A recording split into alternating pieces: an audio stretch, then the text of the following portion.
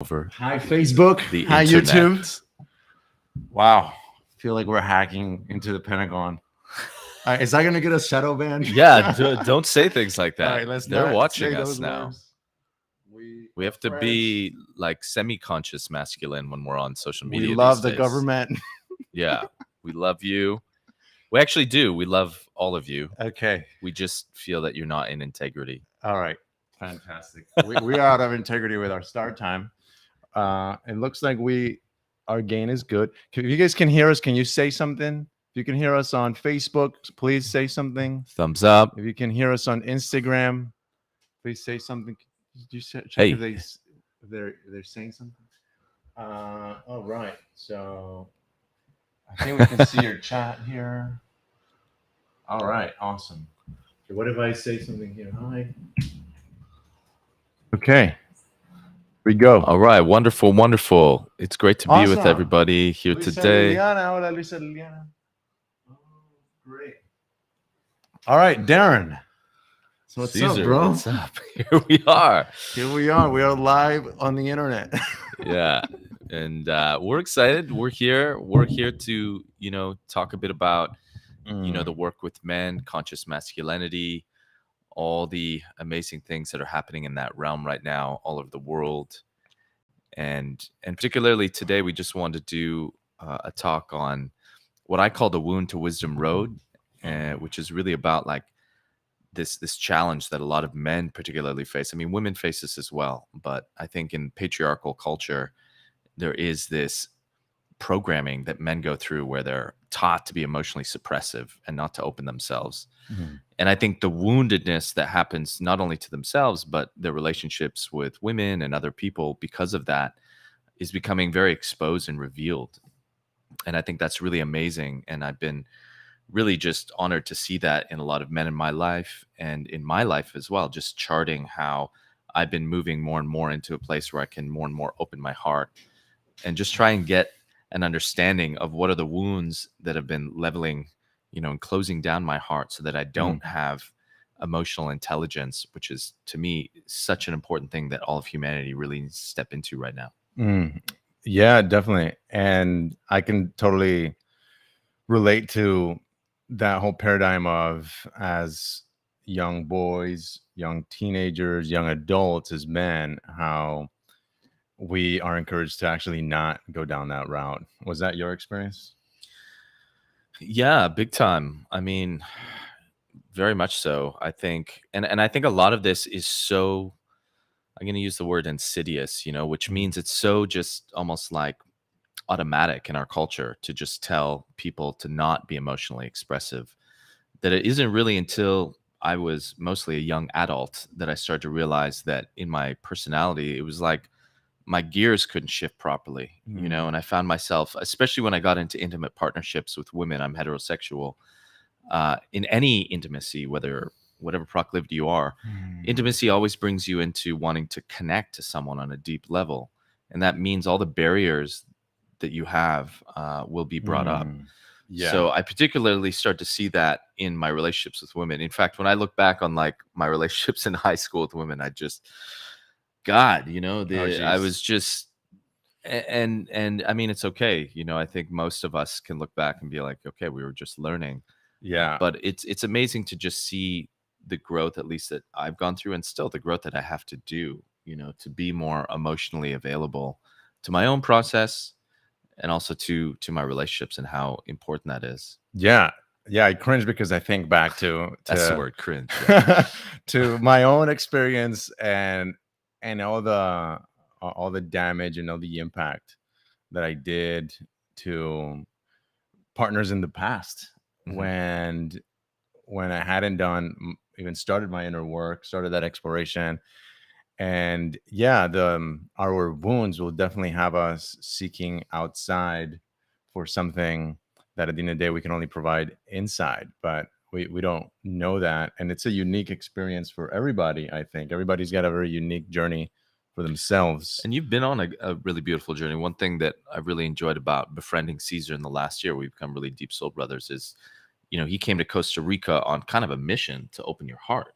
And from what you've told me, that mission was given to you by a partner, right? A female partner who was like calling you out in a way, Oh, saying, she didn't give and me and that you didn't really mission. see it. You were like, "What are you talking about? My She was heart's so saying that's why it wasn't working because right." I wouldn't open my heart. And I'm like, what are you talking about? I came all the way to Mexico to be with you for a whole 2 weeks. That's how it started. I did action. Yeah. I'm here. Yeah. And I was like, I'm here. What do you mean? And it wasn't until months later that I was like, oh wow, like that's what she was referring to. My Ah. heart's been closed this entire time. And So what and was that journey in those months? Like what was some of the integral things that you learned about opening your heart, and what wounds were there that you weren't really aware of? well, spending a lot of alone time allowed Mhm, me to start to see mhm, that. And I think you get to a certain place, kind of like rock bottom, where you're like, okay, I've been the common denominator in all my relationships that didn't work. So let me see mm, what's going on, and just start to see. I started to see my own life as a pattern, and I was like, wow, there's like this fairy tale romance at the beginning. It looks like, she's the one. I'm already thinking how many kids we're gonna have, right? And I'm playfully maybe exaggerating, and but yeah, it's very much that way, where at first I project like all the beauty that we're gonna get to create, and she seems like the perfect person. And then soon enough, right, when the human side comes out, or the fairy tale is over, or not even the fairy tale is over, but inevitably, as flawed human beings, there's conflict. The very first sign of conflict, I'm like, oh wow, she's not treating me like Prince Charming at this moment. Like, she must not love me, you know? And wow, immediately, like, that retraction starts. wow. And yeah, it's spending a lot of time alone. And after seeing those patterns play out enough in my life, I was like, wow, there's something deeper within me. Mm, Like, there's this part of me, we can call it, some people call it the inner child, right? That ever since I was very little has been seeking for approval, for mm, validation, mhm, for mhm, love, mhm, mhm, based on how somebody else treats me, some other people, or particularly that woman, right? Because there's so much emotional attachment that goes in that direction when we have feelings for a woman, mhm, mhm, that mhm, it's almost like life depends on it. Like, there's this survival thing that kicked in, where if I'm not getting her approval, mm. it's just like, what's the point of life, right? Wow. So seeing those intense feelings and realizing, wow, wait a second, that I don't even know that person. It's mostly a stranger, and it just started to let me see that, okay, there's just something that I haven't given myself. And ayahuasca helped a lot too. When almost a year and a half ago now, where I got to meet my inner child and see all the pain that was harbored there. Breath work was another piece that helped a lot, where I saw and felt that pain that has been harbored for like 8 years from a breakup, like a bad breakup in the past. So those were some of the things that really contributed to Mm. just seeing that whole thing. I love what you share about, that you took time alone, Hmm. because I know I've mentioned this guy, Robert Bly, who wrote this book, Iron John, that a lot of men revere as like this Hmm. Bible. And one of the many passages that really strikes me in this book, and this book is really about like charting the emotional wounded landscape that men are dealing with. And at one point, Robert Bly talks about, and it's a really interesting story. He talks about, if you're the type of man who you go to a party and you see this beautiful woman, but she's with a man, like she's in a relationship, and there's a part of you that just wants to get that man away to be with that woman. Like you just see like she's mine kind of thing. Which is a kind of like really not healthy mentality. He talks about how it's really going into this like wanting to be loved. Like you're just wanting to be loved to the point where you're like willing to be dishonorable. And he says what that man needs is to go out to the wild, to be alone, Hmm. to maybe paddle a canoe upriver, and really get to like the gist of like why are you being so dishonorable and disrespectful and so unemotionally empathic to that situation. And I know with other men that I've been following and that I've worked with, this idea of taking like sacred solitude, I think is really, really beautiful. And, I don't want to get too like genderfied here, but, I can't remember which I think it may have been Robert Bly again, but he said that, men in particular really do well taking time on like vision quests. Like in a lot of the Native American traditions that I was a part of, it was very solid that men had to really go out into the wild and get something sorted out in their souls. That, Yeah. in their tradition, they see women as being very initiated through their menstrual cycle and through their grandmother system. But Mm. men are they don't have this like natural thing in their body that's really bonding them to the earth Hmm. and to this kind of like the menses cycle. I was trained.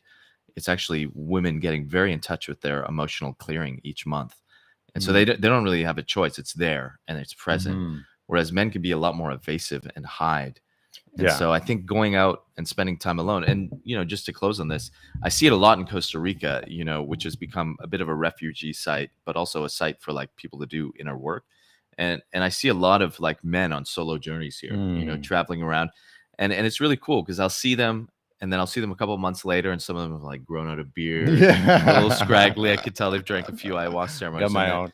and they've been through this experience, and you can see there's more density and more Mm. groundedness to them because it really is about being more grounded in the body where the emotions really lie and the heart really lies. Yeah. Once we are alone, that we have no choice but to confront all those body sensations that come up that are like a driver. Where before, I'll speak for myself, I would just leave the house and go see where I can get it, whether it's going out for a drink, meeting up with some friends.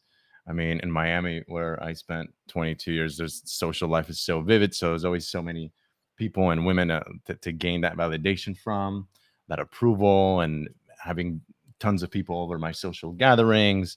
So yeah, being alone was just a huge medicine for me, and I started to see how that fairy tale standard that I would put at the beginning of relationships was a unachievable standard and an unwinnable game for women, because there were a woman was never going to win the game of having me feel approved of.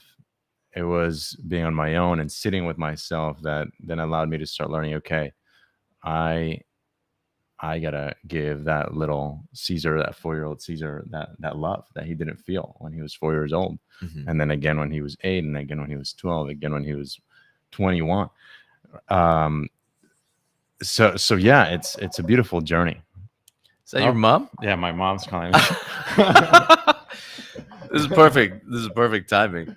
That's Sorry, great. sorry, mom. I'll call you back. We have been anointed by the divine feminine. We Oh, a are. blessing from my We mother. are in divine I wonder if she's alignment. on Instagram. I can't quite read from here who's on Instagram. Thank you all for being on. If you have any questions, please feel free to chat in.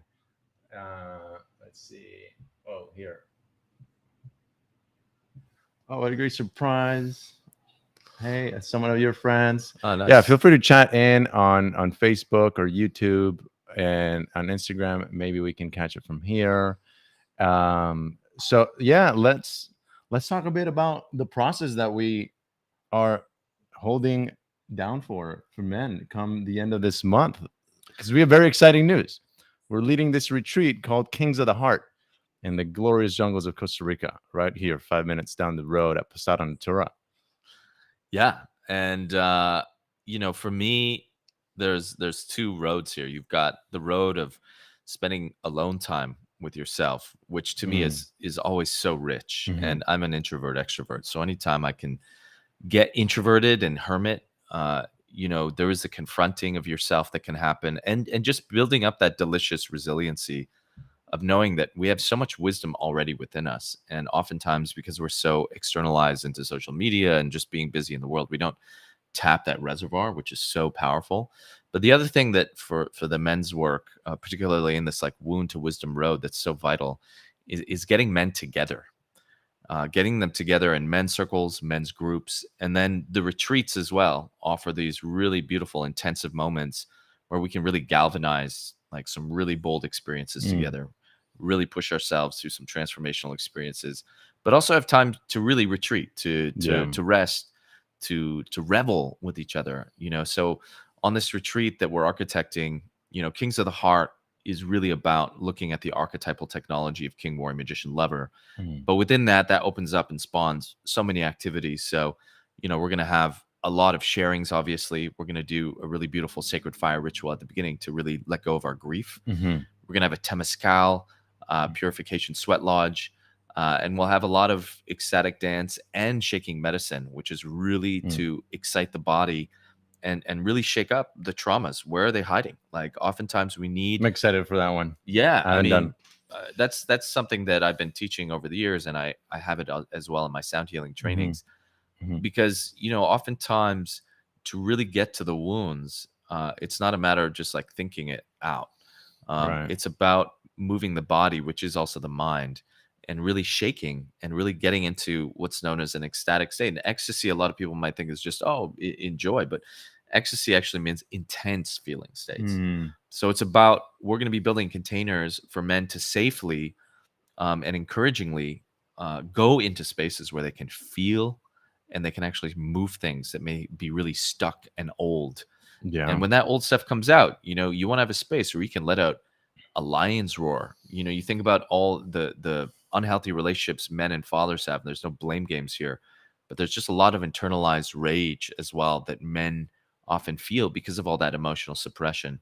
So we want to allow a space for that as well. And the last thing I'll share is we're going to have a lot of time being in nature, because the beauty of Costa Rica is Mother Earth is so loud and proud here. And Posada Natura, this retreat center, it's on a river. So we're going to have this beautiful feminine flowing current of energy that's going to be moving our emotional body the whole time.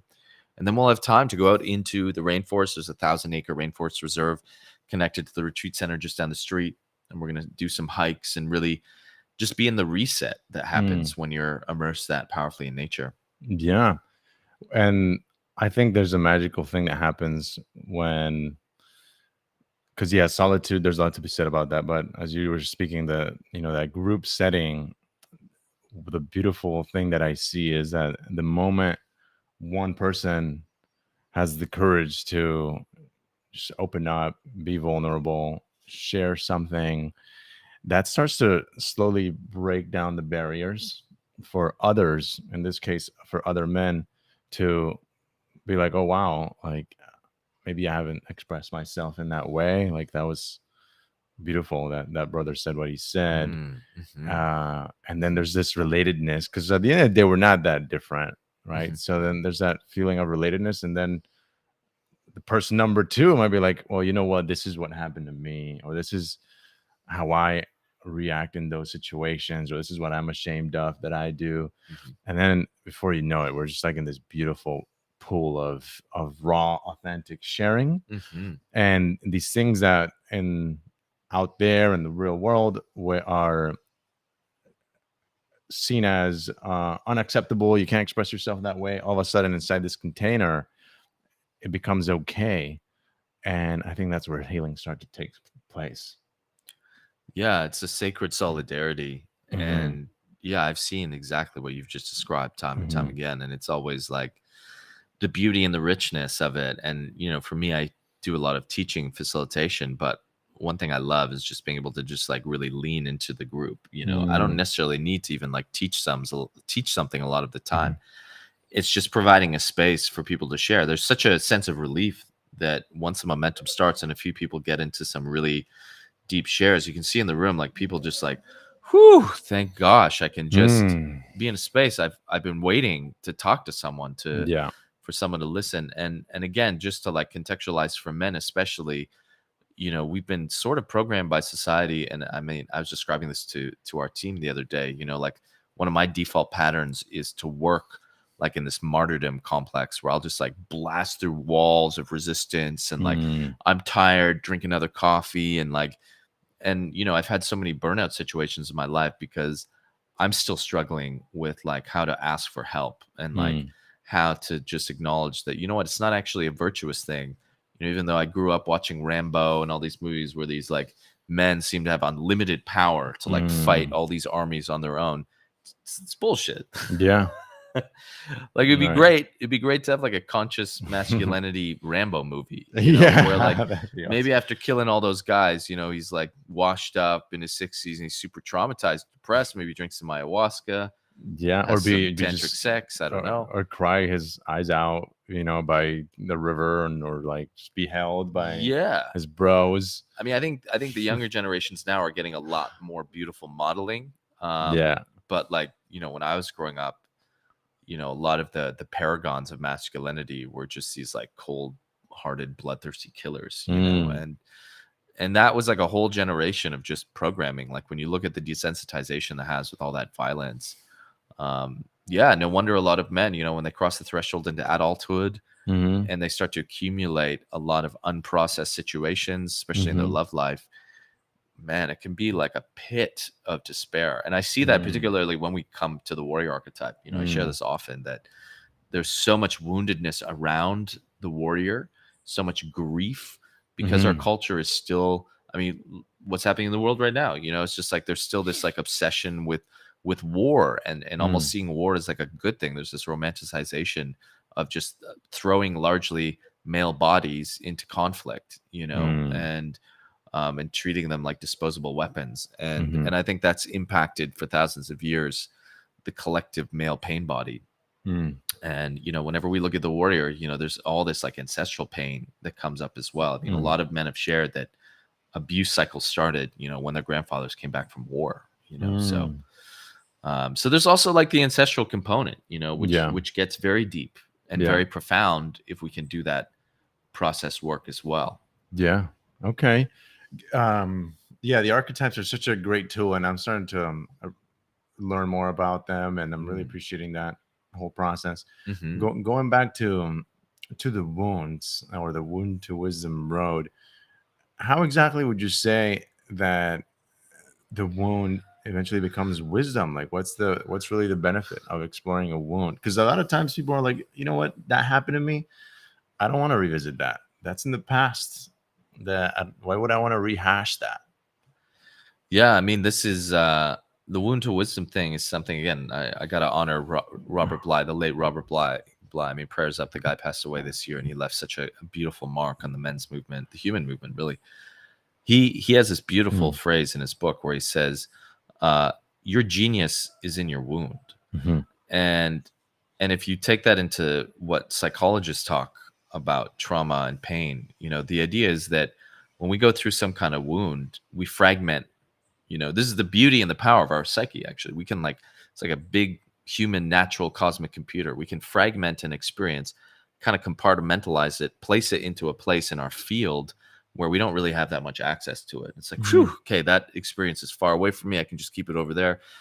But of course, it's still in the field. So what happens is you get like these ticklings of trauma, anytime these triggers. And it's basically this fragment saying, hey, at one point, when Mm. it's safe, I'd like to come back in Mm. because I actually, I wasn't acknowledged in the moment, but I actually have this brilliant skill that, because when I look back on my life, particularly, I was very sensitive always. I was very musical as a child, but there were a lot of times when that side of me, because society didn't really honor a more conscious masculinity, there's parts of us all that were unacknowledged, as you were Mm. saying, that weren't Mm-hmm. loved, and now we're constantly looking for that approval. But really, what the work is about is like us Mm-hmm. giving ourselves that approval, Mm. and that isn't as easy as it may sound, Yeah. because I've found, and I know this is something that's common in psychological work, that yeah, we can do these really lovely inner child meditations, but I mean, I've had experiences where I like go to meet my inner child and it's like in the corner and it's like, fuck you. Yeah. Like, I don't want to talk to you. You Right. weren't there for me. Yeah, you've neglected me this whole Yeah. time. And then it's like, okay, we have to have a bit more of a complicated conversation, maybe do a ritual.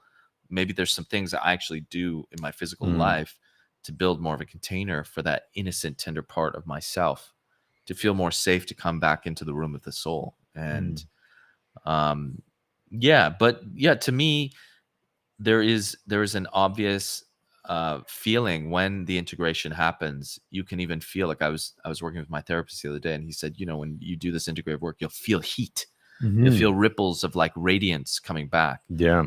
and I felt that very palpably, and I'm sure other people who have been doing this work can share that, and then you feel this like more consolidation. Yeah. Yeah. And that's a beautiful thing about what we're gonna have happening in at the end of this month, starting March 23rd. at the retreat is we'll have this container where that's going to be so invited, right? As Ryan, hey Ryan, good to have you here with us, brother. As Ryan just pointed out, being vulnerable is being courageous, and Mm, yeah, that's a paradigm totally. we're creating, right? Where before being emotional was seen as weak, now communicating your tenderness, that softness, especially as it relates to our wounding from the past, and sharing that openly from a place of going through a process of integration or having integrated it, that's a beautiful thing, right? And it's I'm really excited to just experience all the sharing that's going to happen in Yeah. those groups and share some of my own. I have a lot to share about the things that have happened to me and how that impacted me, starting from how when I was 4 years old in pre-K, a girl I gave a little paper heart to, she she wrinkled it up, threw it away. She's like, "This heart's garbage."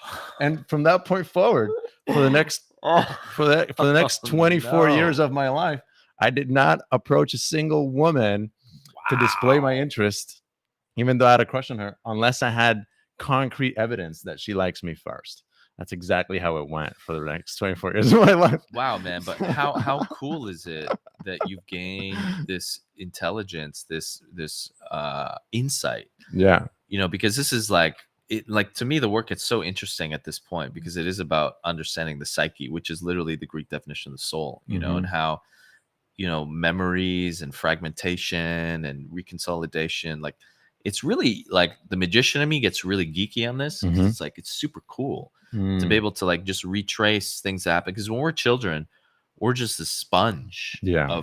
of sensitivity and experience, right? So we're so much more impacted, Yeah. and because our culture is not very psychologically healthy, Hmm. a lot of us don't do any of this work on our own. We're Mm. not given this work in school. I mean, we're trying to, we're building a spiritual university here called Gaia Awakening Institute in Costa Rica, and it'd be great one day.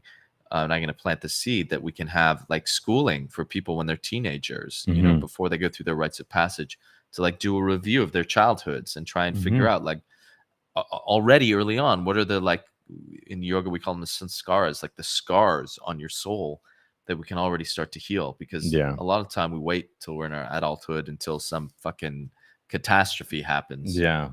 which I Yeah. know I've gone through a few times, For and sure. it would be great to be more expedient with things. Yeah. Those rock bottom moments that we haven't had to get to start to try Volcanic to shift something. eruptions, yeah, those, Yeah.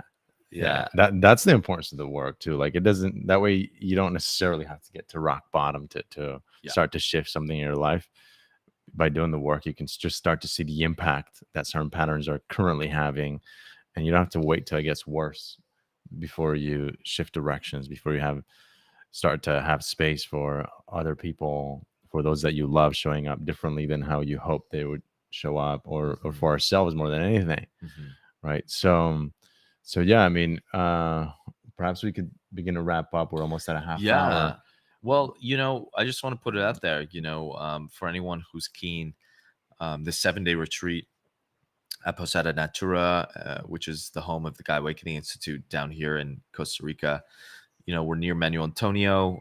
It's a beautiful jungle retreat center. We've got this river, and it's going to be a really powerful experience of brothers coming together, being there for each other, galvanizing brotherhood. Mm. And we're going to be designing this beautiful journey for everyone to go through. Really, a wound to wisdom road where we're going to Hmm. bring things up, look at our wounds, and through encouraging work together, Hmm. we're going to do some deep healing. And I know this is going to be deeply profound for the men that come. It's going to Yeah. be a life-changing situation. So please share. We'll put links out there if you have any men that you love in your life, and this goes Mm. out for the sisters and the women out there too. Please share this retreat. We're really stoked about it. And Yeah, another thing yeah. I'm really excited about for the retreat, which was not too long ago, a new concept for me, is to really be in our bodies, right? Our academic education. I mean, our education is mostly academic, right? It gets us so much in our brains, and as men, like we like to figure things out, and we're just so heady, so logical, so rational. We're gonna do a lot of somatic practices and really get in the body, get in the primal.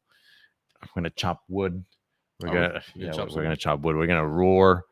We're who knows? We might even I do. think he wants to wrestle too. We We might even might do a little go some wrestle. wrestling. I don't know how to wrestle, I so I'm gonna get I totally got my messed up. I got my ass kicked in wrestling when I was in high school. So I have to redeem myself. When I was a senior, a freshman kicked my ass, and I never made it to varsity. So. But anyway, well, that's one of many experiences we're gonna have. Is just really We're be gonna in our play some bodies. ultimate frisbee too. We got a Yeah, some field nearby. friendly We got some friendly- competitiveness. bring out the trash talk. Yeah, early You know. morning workouts. Our brother Paul, he's gonna lead. Birth ball. He's gonna lead some awesome exercises. He's gonna teach us all about how to take care of the body. The guy's an encyclopedia. Delicious organic food, Yeah. drinking spring water all week from the mountains. It's Yeah. gonna be very rich in health and vitality. That's right. Shout out to And- Paul, by the way. Paul, we Yeah. miss you, bro. Yeah. Uh, So yeah, Okay. and we also have a group on Facebook called Kings of the Heart. It's a Mhm. private group. I think it's visible though. If you want to join, you just have to click. And we just surpassed 500 people yesterday. So a little Amazing. landmark. awesome. So there's that. And just want to put it out there. I just released a Kings of the Heart guided meditation album on my Bandcamp page. It takes you through 5 meditations, the 4 major archetypes, and 1 journey through them all. So I'll link some of that stuff too. But yeah, that's the link to the retreat. Go check it out. Share it with those you love. Share it with your bros. Yeah. For those of you on Instagram, it's retreat.kingsoftheheart.world. All right. Retreat.kingsoftheheart.world. Link in my bio. as well. World. You can go to my bio as well, and it's there in the link tree. Thank you all so much for showing up. Thank you for rolling with the punches here with us, bearing with us. This is I think my first live ever on Instagram. Darren's highly experienced. He's always showing love to the government on his Instagram lives. You check those out. He's got his Wisdom Warrior broadcast out there, and yeah, stay in tune. We're here in the middle of the jungle in Londres, Posada Natura. So many exciting things happening. We just had brother Mose from Guatemala, come in and just do some magic. We're gonna have, sounds like we're gonna have Sam Garrett soon. Yeah. Guy Awakening Institute, Spiritual University coming at you. We're just unfolding it. Yeah. So it's many really wonderful. awesome things, but we're most excited about this very next one, Kings of the Heart retreat in Costa Rica. Step into See you your there. king. See you there. Be glorious. Thank you very much. We love you. Let's find out how to kill this or stop this. Stop it. There's an Bye, X. everybody. We love you. And then share.